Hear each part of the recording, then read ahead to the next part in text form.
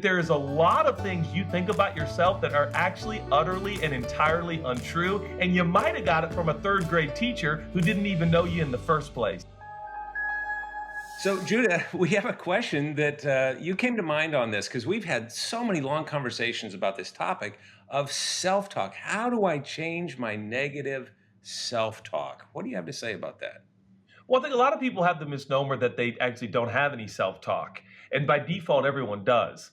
It's the story that you tell in your head. It's the story you tell about yourself. Maybe you tell yourself you're not smart. Maybe you tell yourself that you're a recluse. Maybe you tell yourself you're outgoing. Maybe you tell yourself that you're a jock. Maybe you tell yourself that you're a witty, funny, comedic person. We all tell our personal story to ourselves all the time.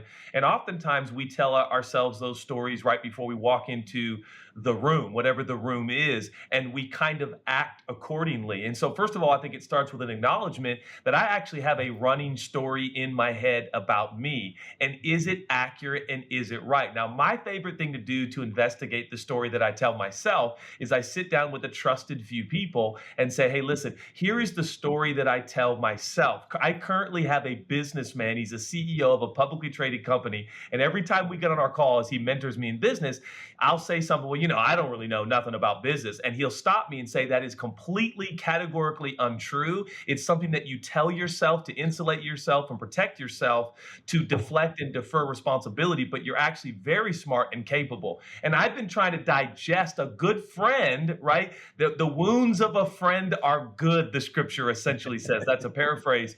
So making sure, assessing who are those friends in my life who will begin to question the story I tell myself. How about this for a coffee appointment? Can we have 45 minutes together and go have coffee, and let's both share the most prevailing story we tell about ourselves to ourselves and assess how accurate it is. I think by doing that, you'll discover that there is a lot of things you think about yourself that are actually utterly and entirely untrue, and you might have got it from a third grade teacher who didn't even know you in the first place. And so I think the adjustment can begin, and you'll begin to reap the rewards in your marriage. You'll begin to reap the rewards with your friends and even new people that you meet.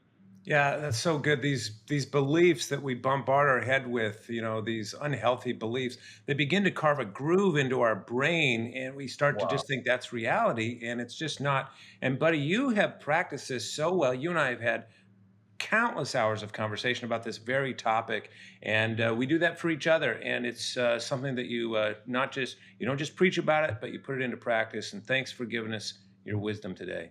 Thanks.